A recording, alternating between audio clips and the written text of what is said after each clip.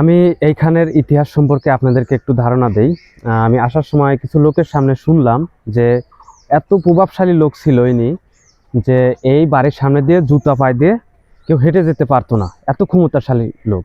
আর এখন কালের অবর্তমানে এখানে শুধু স্তূপটাই দাঁড়িয়ে আছে আর কয়েকটা কুকুর শুয়ে আছে।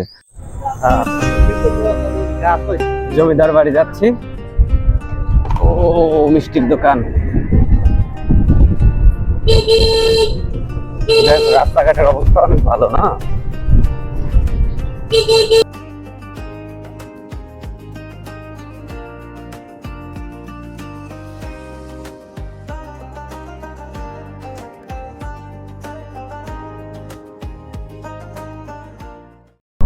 প্রকৃতি যতই দেখি ততই মুগ্ধ হই, কত সুন্দর।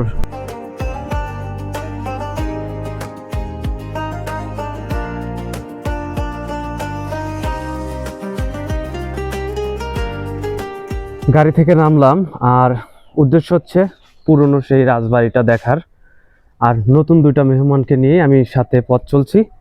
আমি নবাবয়টি, কারণ আমি একটু সামনে আসি, ভিন্ন দিনের ভিন্ন অভিজ্ঞতা। গাড়ি থেকে নামার পর শুনলাম যে এখানে এরকম একটা পুরনো দিনের জমিদার বাড়ি নাকি আছে। তো আমি যাচ্ছি, দেখি ঘটনাটা আসলে সত্যি কিনা, আর এর বিস্তারিত আমি আপনাদেরকে বলবো, ইতিহাস সম্পর্কে আমি জানাবো। দারুণ।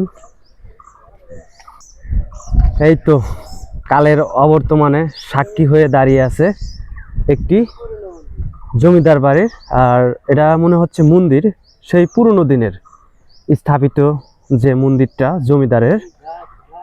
এই দেখেন কি ভয়ঙ্কর অবস্থা, আর বিল্ডিং এর ছাদ বেয়ে একটা কড়ি গাছ হয়ে দাঁড়িয়ে আছে। দাঁড়ান, আমি একটু আপনাদেরকে ভিতরে নিয়ে যাব, তারপর ওই যে ওইখানে সামনে একটা আছে, ওটাতে যাই। আগে ওইখান থেকে ঘুরে আসি।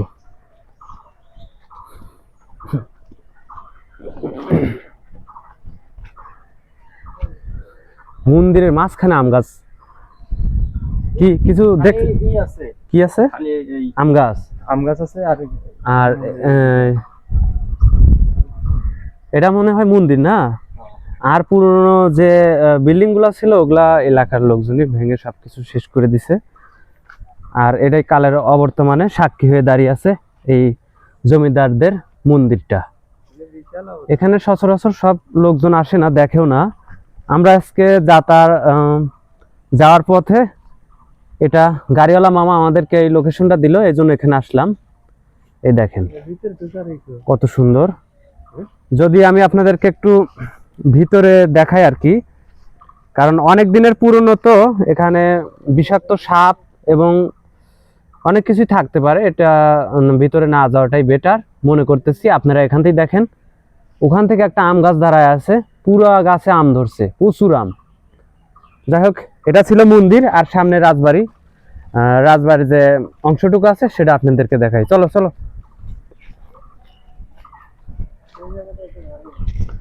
মানে অনেক ভয়ঙ্কর অবস্থা আর কি। হ্যাঁ, আচ্ছা চলেন, অল্প সময় নিয়ে আসছিলাম। হ্যাঁ হ্যাঁ, না ওটা পাইছি, সমস্যা নাই।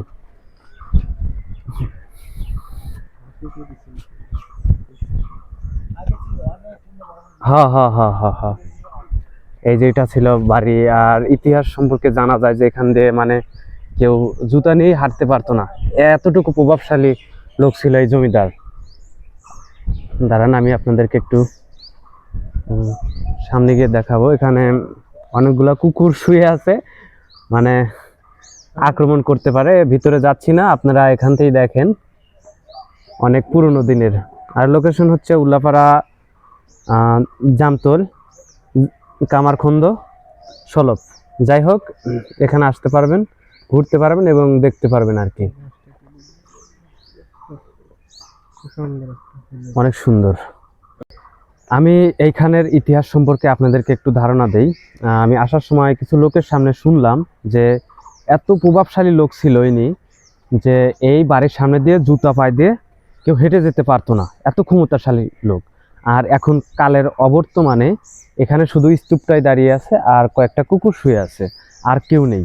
আর ওই পাশটাতে দেখলেন ওটা হচ্ছে মন্দির। আমি এগুলো রেখে চলে যাচ্ছি। আর এতটুকুই এই এই স্থাপনার ইতিহাস সম্পর্কে আমি জানি। আর অনেক লোককে জিজ্ঞেস করলাম, ওনারা বললো যে বৃদ্ধ বয়সী যারা আছে তারা নাকি পুরোপুরি ইয়েটা দিতে পারবে। আর এই যুগের যারা মানুষ ওনারা এই ইতিহাস সম্পর্কে ওনাদের ধারণা খুবই কম। তো সবাই ভালো থাকবেন, সুস্থ থাকবেন, দেখা হবে নতুন কোনো ভিডিওতে। আর আমার ভিডিওটা আপনারা একটু সাবস্ক্রাইব করবেন, আমার চ্যানেলটার পাশে থাকবেন। ধন্যবাদ। আসসালামু আলাইকুম।